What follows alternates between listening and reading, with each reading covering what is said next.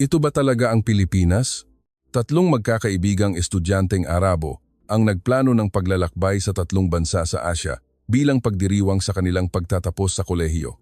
Ang pangunahing layunin nila ay ang Tsina at Timog Korea. Ang Pilipinas ay itinuturing lamang na isang simpleng hantungan sa pagitan ng mga biyahe. Gayunpaman, taliwas sa kanilang inaasahan, ang paglalakbay sa Tsina at Timog Korea ay napuno ng matinding pagkadismaya. Ang karanasan sa mga bansang pinakainaabangan nila ay labis na nagpabigat sa kanilang loob at katawan, kaya't napilitan silang paikliin ang pananatili sa Timog Korea at magtungo na sa Pilipinas, ang bansang kanilang isinantabi. Dumating sila sa Pilipinas na may kaisipang, siguro, pare-pareho lang din, ngunit ang nangyari ay kabaligtaran ng kanilang inaasahan. Ang pang-araw-araw na buhay sa Pilipinas ay nagbigay sa kanila ng labis na pagkalito. Ito ba talaga ang Pilipinas? Pagkatapos nito, may ilang mga pangyayari na labis na nagpayanig sa kanilang damdamin. Ang Pilipinas ay naging isang pambihirang lugar na nagpaiyak sa kanila dahil sa sobrang pasasalamat. Ano ba talaga ang pambihirang aspeto ng pang-araw-araw na buhay sa Pilipinas na nagpatulo ng kanilang luha at bakit naging napaka-espesyal ang Pilipinas para sa kanila? Tingnan natin ang mga karanasang ibinahagi ng grupo ng mga kabataang estudyanteng Arabo na ito. Ako si Amina at kasama ko sina Nadia at Aisha. Kami ay malapit ng magtapos ng kolehiyo at nagplano ng isang graduation trip upang lumikha ng huling alaala. Ang graduation trip na bihirang mangyari ay gusto kong maging isang napaka-espesyal na lugar. Sabik na sabi ni Nadia, kami ay mga estudyante sa kolehiyo na nakatira sa isang bansang Arabo. Kami ay nag-aral at gumawa ng maraming alaala ng magkasama hanggang sa pagkatapos nito, kailangan na naming tahakin ang aming sariling landas. Kaya't ang paglalakbay na ito ay may natatanging kahulugan para sa amin. Pumunta tayo sa Asya. Ang mungkahi ni Aisha ay agad nagpasigla sa aming mga mata. Ang Asya ay isang kontinente na may mahabang kasaysayan, sari-saring kultura at maraming sikat na destinasyon. Inakala namin na tiyak na magiging isang kamangha-manghang karanasan ito. Gusto kong pumunta sa Tsina, syempre, agad kong sagot. Ang Tsina ay isang bansa na may libu-libong taon ng kasaysayan na nagtataglay pa rin ng mga dakilang guho at orihinal na kultura, lalo na ang Great Wall. Ito ang lugar na matagal ko nang pinapangarap. Ang makalakad sa Great Wall na paulit-ulit kong nakita sa mga aklat-aralin at pelikula ay parang isang panaginip.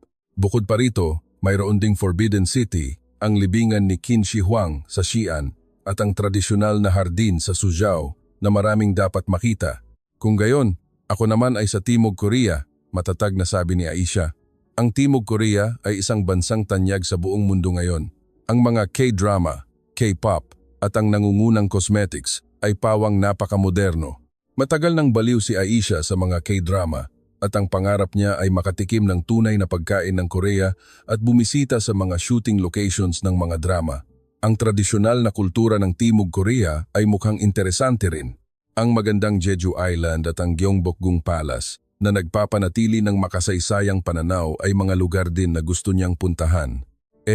Ako? Nag-aalangan si Nadia, ngunit nagmungkahi. Kung pupunta na tayo sa Asya, bakit hindi tayo dumaan sa Pilipinas? Oo nga. Pero parang daanan lang talaga ang Pilipinas, sabi ko. At tumango si Aisha sa pagsang-ayon. Ang imahe ng Pilipinas ay night markets at street food lang talaga. Sa totoo lang, hindi naman talaga nakakabighani, sabi ni Aisha. Oo nga, hindi ko maisip ang pagkain na kasing representatibo tulad ng sa Timog Korea o China. Ang kasaysayan at kultura ay hindi rin kasing impluensyal ng China o Timog Korea, sabi namin ni Aisha. Hayaan na, kahit paano, katabi lang naman ng China at Timog Korea, kaya tama lang na dumaan tayo sandali. Dahil dito, napagdesisyonan naming huminto lamang sandali sa Pilipinas sa huling bahagi ng aming paglalakbay. Ang pangunahing layunin ay ang China at Timog Korea. Ang Pilipinas ay isa lamang daanan, kaya't ang ruta ng aming graduation trip ay napagdesisyonan, China, Timog Korea at Pilipinas. Upang maging maayos ang paglalakbay, bawat isa sa amin ay gumamit ng kanyang espesyal na kakayahan sa paghahanda. Ako ang responsable sa pag-book ng mga restaurant, si Nadia sa pag-book ng mga hotel, at si Aisha sa pag-aayos ng itineraryo. Ang paghahanda ay naging perpekto. Kami ay puno ng pag-asa. At sa wakas ay dumating na ang araw ng pag-alis. Pagtanaw mula sa bintana ng eroplano, ang lumitaw na tanawin ay isang malawak na kalawakan ng skyscrapers. Sa wakas, narito na tayo, Tsina. Kami ay sabik na lumapag sa Beijing Airport. Pagkatapos dumaan sa proseso ng imigrasyon at lumabas, ang napakalaking lungsod ay lumitaw sa aming harapan. Ang laki talaga ng Tsina, napakabihira, sabi ni Nadia na may nagniningning na mata, humanga sa tanawin sa kanyang harapan. Ang aming puso ay puno ng pag-asa. Sumakay kami ng taxi papunta sa hotel, nag-check-in at nagdesisyong maglakad-lakad muna sa kalye. Gayunpaman, pagkalabas pa lang namin, hindi namin maiwasang sumimangot. May naamoy ba kayong kakaiba? Sabi ni Aisha habang tinatakpan ng ilong. Isang kakaibang amoy na puno ng usok, hinaluan ng amoy na parang kanal, ang sumalubong sa aming ilong. Ang mga sako ng basura ay nakatambak sa gilid ng kalsada at ang amoy ay lumilipad kasama ng hangin. Balak pa sana naming maglakad-lakad pa pero hindi ko na matiis, buntong hininga ni Nadia. Kaya't kinailangan naming bumalik sa hotel ng maaga. Ang kapaligiran ng lungsod na puno ng amoy at masikip na trapiko ay nagparamdam sa amin na iba ang Tsina sa aming imahinasyon. Kinaumagahan, upang mapuntahan ang Great Wall na matagal ko ng pangarap, sumakay kami sa high-speed train ng Tsina na sinasabing gumagamit ng pinakamodernong teknolohiya sa mundo. Kami ay nasasabik at nag-uusap mula pa bago umalis na umaasang mas mabilis pa ito sa high-speed train sa Pilipinas. Gayunpaman, pagdating pa lang sa istasyon, gumuho na ang pag-asang iyon. Ang platform ay punong-puno ng tao. Walang nagpila. Pagdating ng tren, lahat ay nagmadaling umakyat, nagsisiksikan. Sa wakas ay nakahanap kami ng upuan at bumuntong hininga.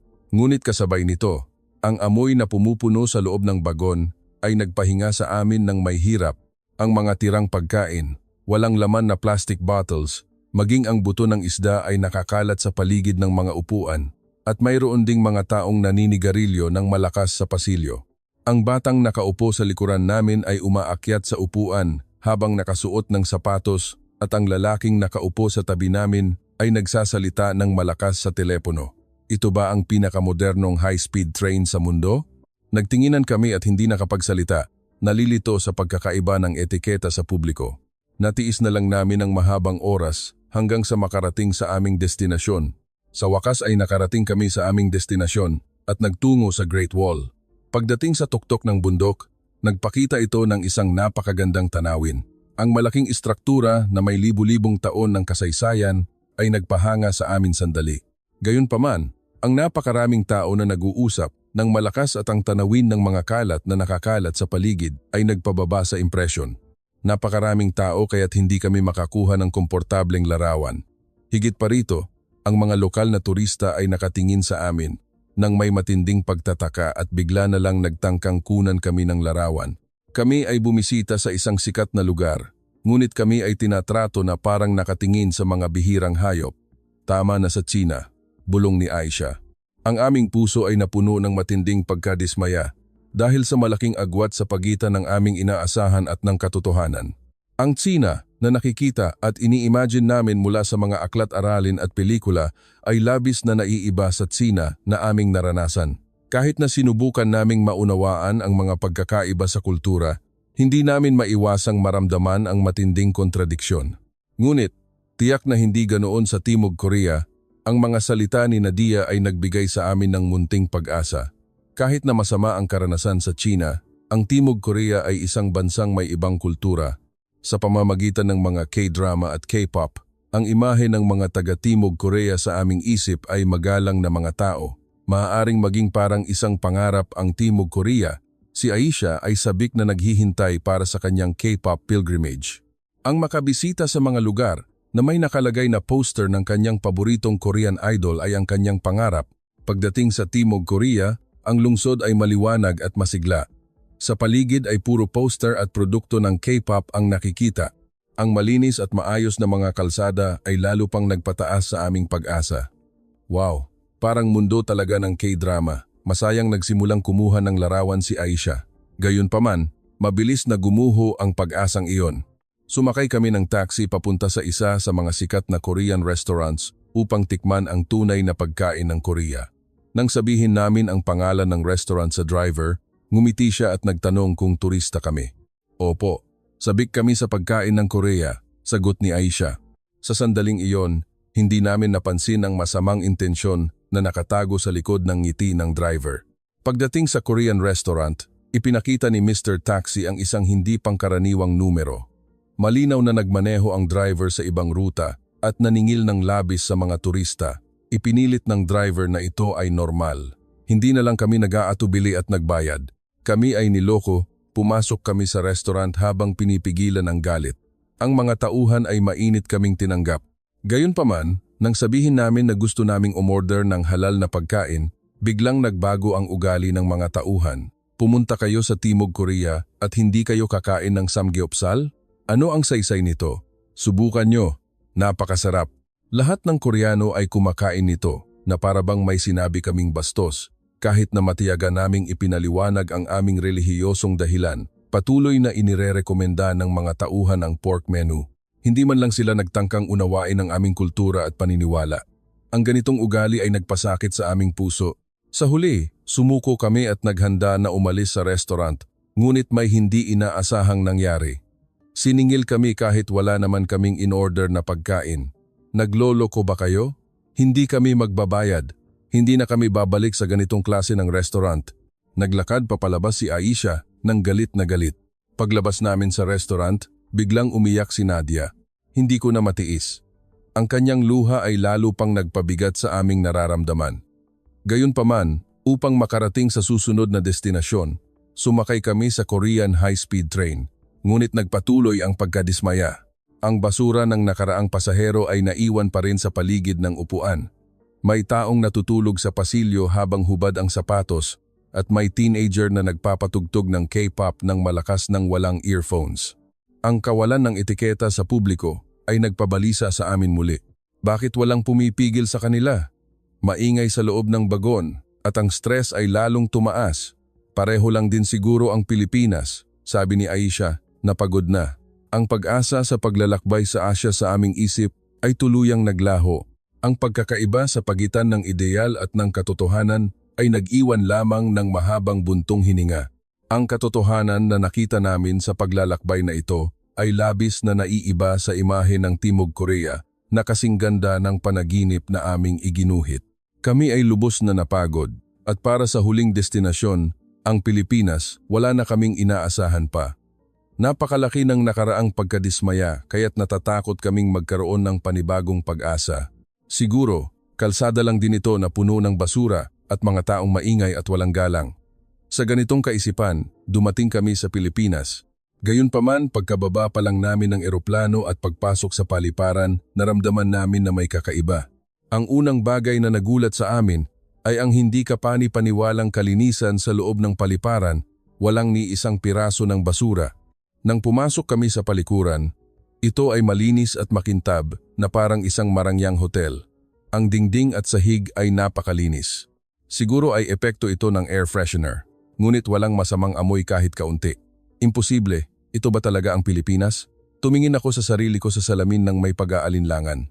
Bukod pa rito, lahat ng airport staff ay nakangiti at nagbigay pugay sa amin nang dumaan kami.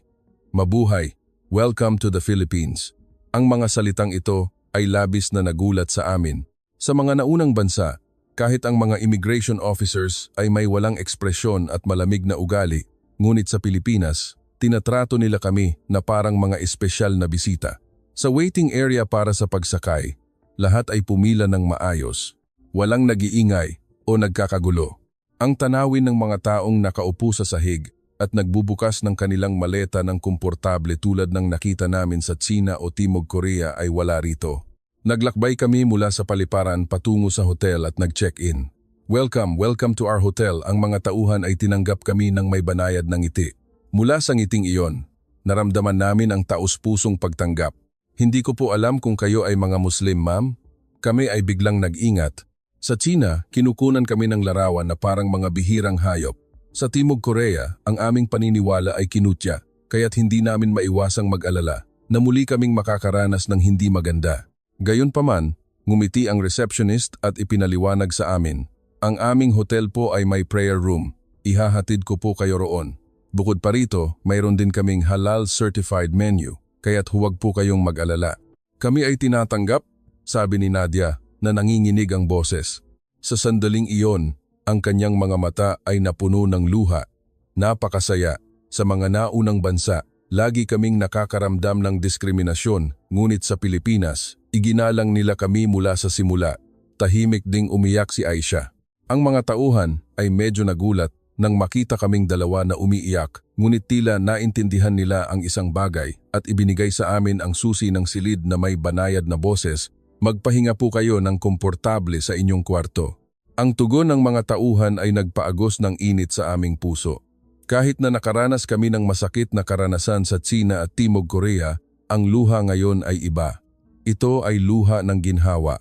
Ang hindi inaasahang pagtuklas ng isang lugar na napakamapagmalasakit, ang Pilipinas. Ang kabaitan ng lugar na ito ay dahan-dahang nagpapagaling sa aming nasugatan na puso. Naramdaman namin na ang pag-asa na nawala sa panahon ng paglalakbay ay muling bumabalik. Pagkatapos magpahinga at kumalma sa silid ng hotel, ngumiti si Nadia at nagsabing, "Nagugutom na ako." Kahit na narinig namin na may halal menu sa hotel dahil nasa Pilipinas na kami, nagdesisyon kaming lumabas at maghanap ng makakain. Sa totoo lang, hindi pa kami lubos na naniniwala sa Pilipinas, kaya't wala kaming masyadong inaasahan sa kultura ng pagkain dito.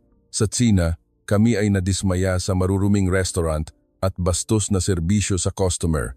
Sa Timog Korea, ang aming paniniwala ay isinantabi at pinilit kaming kumain ng hindi namin gusto. Sige na, maghanap na lang tayo ng kahit saan at pumasok na. Sa ganitong kaisipan, nagsimula kaming maghanap ng restaurant, ngunit mabilis kaming may nadiskubre. "Hindi ba't kakaiba? Walang basura sa kalsada?" sabi ni Nadia nang may pagtataka. Sa Tsina at Timog Korea, normal ang makakita ng mga kalat sa kalye, ngunit sa mga kalsada ng Pilipinas, wala ni isang piraso ng papel. Pagkatapos ng ilang sandali, nakakita kami ng isang halal certified na restaurant.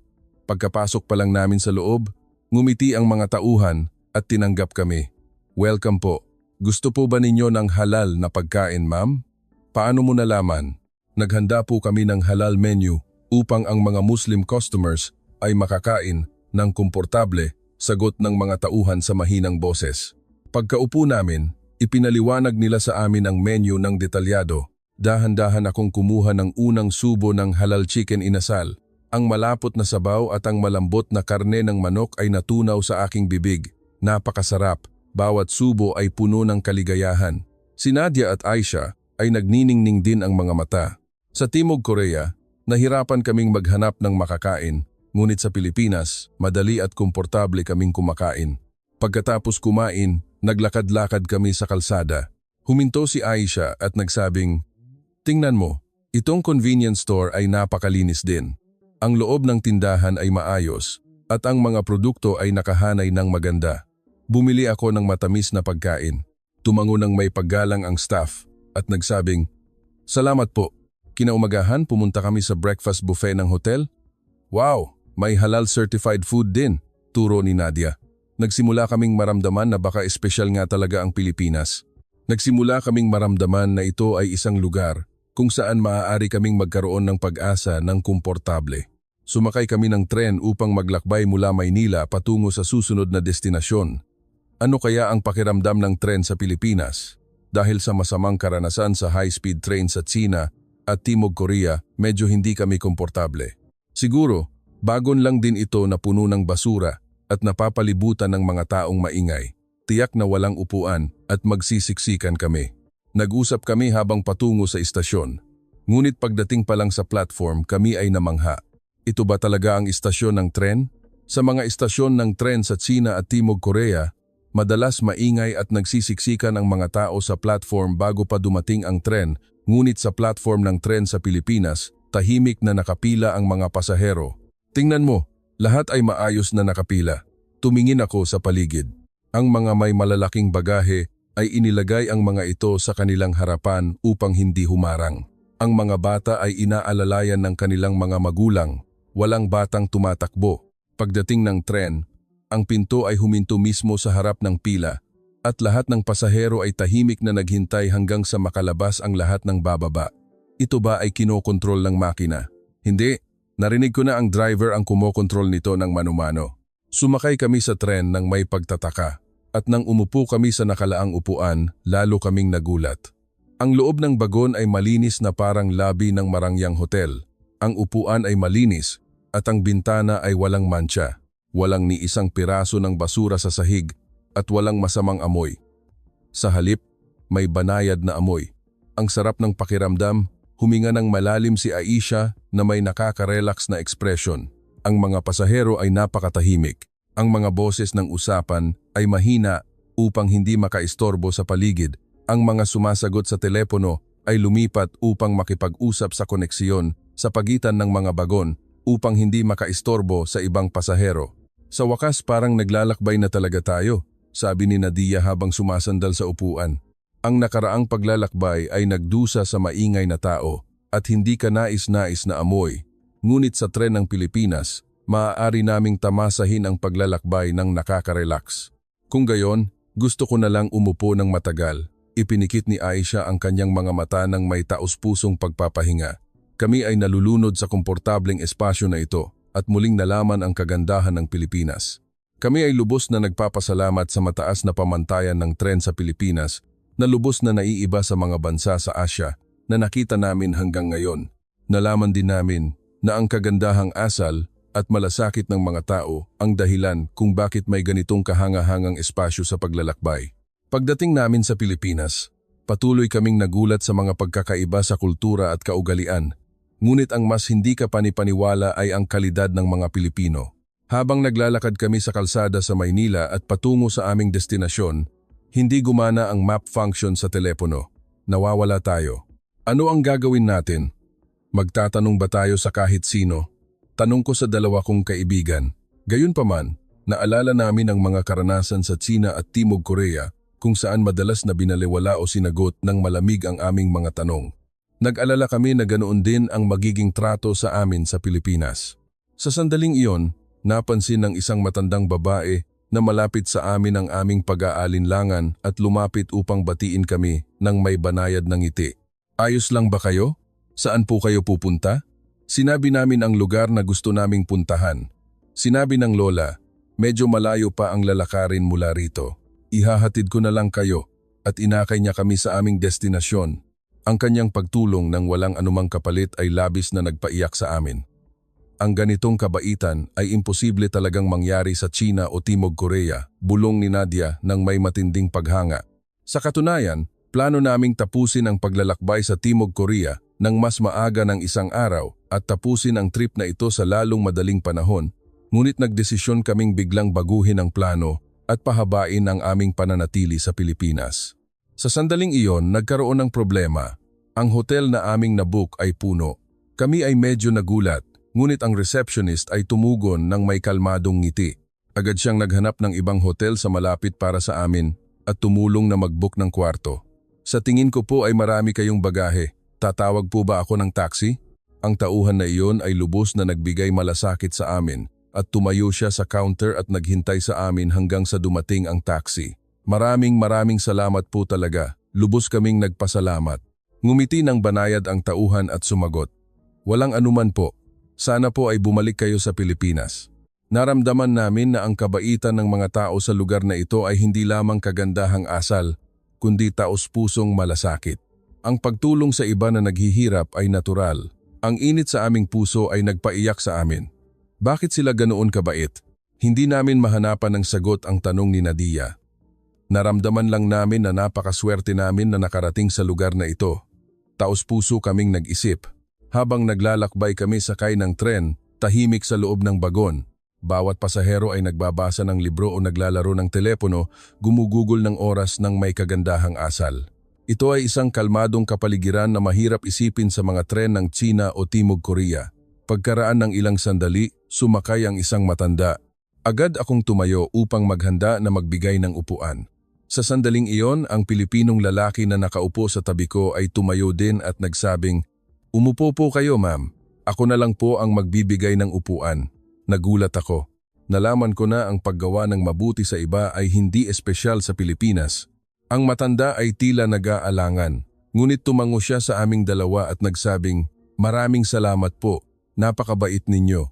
Nang makita iyon, muli kong nalaman na ang dahilan kung bakit mabait ang mga Pilipino ay hindi dahil sa gobyerno o mga regulasyon, kundi dahil bawat isa sa kanila ay laging nag-iisip ng iba. Sa China at Timog Korea, hindi ko mabilang kung ilang beses kong naisip bakit walang tumutulong. Ngunit sa Pilipinas, ito ay isang lugar na nagparamdam sa akin bakit sila ganoon kabait. At bawat oras, naramdaman ko na ang aking pusong puno ng pag-aalinlangan ay dahan-dahang natutunaw.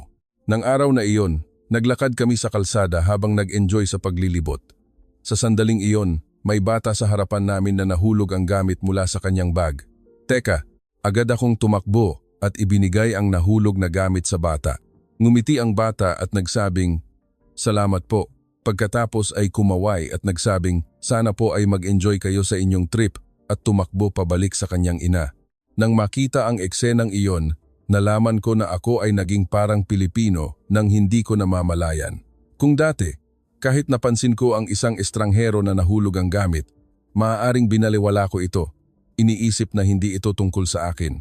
Ngunit ngayon, natural akong tumutulong sa iba, na parabang ang malasakit ng mga Pilipino ay dahan-dahang sumipsip sa aming puso.